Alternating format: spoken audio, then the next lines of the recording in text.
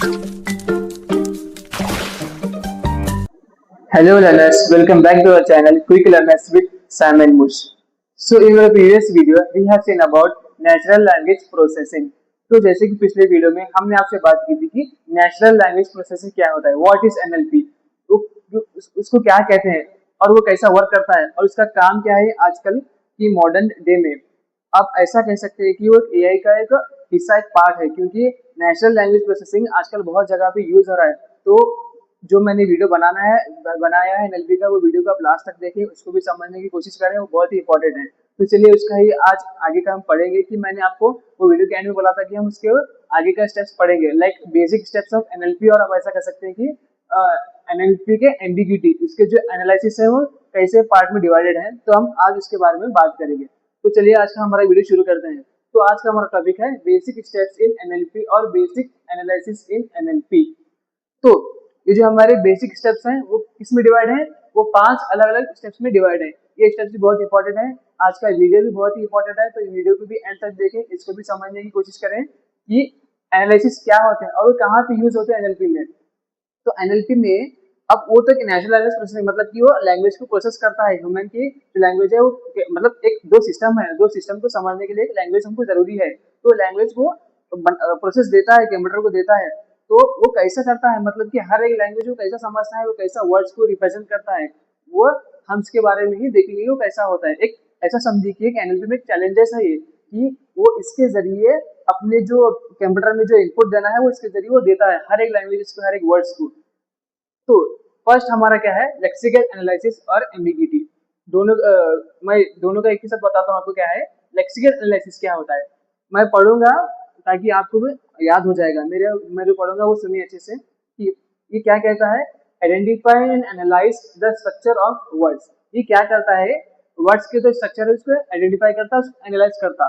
कैसे, अब देखो, वो एनालाइज करने के बाद divide the chunk of text into paragraph, sentence and word. आप ऐसा समझो आपके पास बहुत सारे टेक्स्ट हैं, इतने सारे वर्ड्स हैं आपके पास। तो क्या करता है, वो वर्ड्स को आइडेंटिफाई करता, उसको एनालाइज करता है, उसका स्ट्रक्चर देखता है कि ये वर्ड कैसा है, कैसे रिप्रेजेंट हुआ है। तो वो क्या करता है, उसके बाद वो जो टेक्स्ट है, अगर वो ज्यादा टेक्स्ट है तो क्या करता है, उसको डिवाइड करता है। किस में डिवाइड करता है, पैराग्राफ में, सेंटेंसेस में, वर्ड्स में उसको डिवाइड करता है। चुप ऐसे वर्ड्स है, ऐसा चुप इनपुट में दिया हो, लेकिन वो इनपुट क्या है, कुछ है, चुप ऐसा वर्ड्स लिखने जैसा वैसा नहीं रहता। तो हमको एक स्ट्रक्चर में उसको बताना पड़ता है कि हाँ इसको ये सेंटेंस है, ये वर्ड है। तो इसके लिए लेक्सिकल एनालिसिस का एक स्टेप है, समझिए। उसके बाद सिंटैक्टिक एनालिसिस, ये क्या होता है, also called as parsing. Check whether the text follows grammatical rule. इसको क्या बोलते हैं, पार्सिंग भी बोलते हैं। और ये क्या काम को आता है, इसका काम क्या है कि ये चेक करता है कि जो टेक्स्ट है वो हमारा ग्रामेटिकल रूल को फॉलो करता है या नहीं। मतलब कि आपके बहुत सारे टेक्स्ट हैं, अब टेक्स्ट तो ऐसा नहीं है कि कुछ भी लिख दो, आपको एक ग्रामेटिकल व्यू फॉलो करना रहता है। तो इसके लिए ये यूज होता है। अब जैसे कि मैंने यहाँ पे एग्जाम्पल लिखा है, Sam is good not to. ये कोई वर्ड है, ये ग्रामेटिकली रॉन्ग है। ये ग्रामेटिकली क्या है हमारा, रॉन्ग है। क्यों रॉन्ग है, क्योंकि Sam is good not to ये वर्ड ही नहीं होगा। तो हमको एक टेक्स्ट को, एक वर्ड को क्या है, एक ग्रामेटिकल रूल में रिप्रेजेंट करना पड़ता। तो ये सिंथेटिक एनालिसिस वहां पे काम को आता है। उसके बाद semantic analysis help system understand the meaning of the text and input. अब जो हम इसको टेक्स्ट देंगे, इनपुट देंगे, उसको समझने के लिए सिमेंटिक एनालिसिस इसको मदद करता है। अब कुछ भी जो टेक्स्ट हम दे रहे हैं, अब उसको सेंटेंस में भी दे दिए, अब उसको हम ग्रामेटिकल व्यू में भी दे दिए, लेकिन वो सेंटेंस सामने वाले को समझ में आना ना। अब लाइक एक कंप्यूटर बटा सा है, कंप्यूटर को आप इनपुट दे रहे हैं तो उसको समझ में आना, मतलब इसको मालूम पड़ना कि क्या इनपुट आ रहा है मेरे पास। तो इसके लिए सिमेंटिक एनालिसिस की मदद करता है, हेल्प करता है। अब एग्जाम्पल के जरिए, the table is on the ceiling.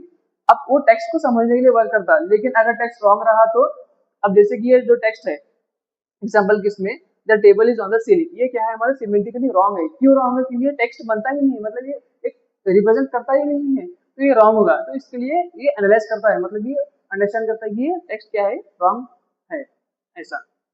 Discourse analysis, discourse analysis मतलब deals with the relationship of sentences with its previous and upcoming sentences। इसका मतलब क्या है, ये क्या डील करता है, ये relationship of previous and upcoming sentence के बीच के रिलेशनशिप को ये डील करता है। कैसे डील करता है, आपके एग्जाम्पल के जरिए। अब एग्जाम्पल लिखता हूं मैं यहाँ पे, Anushka love Sam, Deepika loves him too। ये मैंने दो सेंटेंस लिख दिया कि अनुष्का लव सैम, दूसरा सेंटेंस क्या है, अनुष्का लव्स हिम टू। अब ये कैसा हो रहा है, ये जो हमारा अपकमिंग सेंटेंस है ये इससे डील करता है, मतलब कि ये इसका रिलेशन, ये इसका पार्ट है। कैसा पार्ट है, क्योंकि यहाँ पे हम यूज कर रहे हैं हिम। अब हिम किसको डील करता है, अब यहाँ पे दोनों सेंटेंसेस में मैन कौन है, हिम कौन है, सैम है। अब जब एक सेंटेंस है कि Anushka love Sam, Deepika loves him too, मतलब कि ये क्या बोल रहा है कि ये भी इसको लव करती है। तो ये जो अपकमिंग सेंटेंस है, मतलब जो आगे का सेंटेंस है उसकी प्रीवियस सेंटेंस को लिंक है, मिल रहा है। तो ऐसे सेंटेंसेस को क्या करता है, ये डिस्कोर्स एनालिसिस मदद करता है एनएलपी में। कैसे एनएलपी में, अब कोई सेंटेंस आपके पास है, अगर वो सेंटेंस का के बीच में अगर कुछ वर्ड है, अगर वो अपकमिंग से और प्रीवियस से मिलता है, तो इसके लिए यहाँ पे डिस्कोर्स एनालिसिस उसकी मदद करता है। ऐसा इसका एक स्टेप है डिस्कोर्स एनालिसिस। उसके बाद हमारा लास्ट वन क्या है, प्रैग्मेटिक एनालिसिस। प्रैग्मेटिक एनालिसिस मतलब help machine understand the intended meaning of the text. बहुत इंपॉर्टेंट है। इंटेंडेड मीनिंग मतलब एक होता है टेक्स्ट का एग्जैक्ट मीनिंग और एक होता है इंटेंडेड मीनिंग।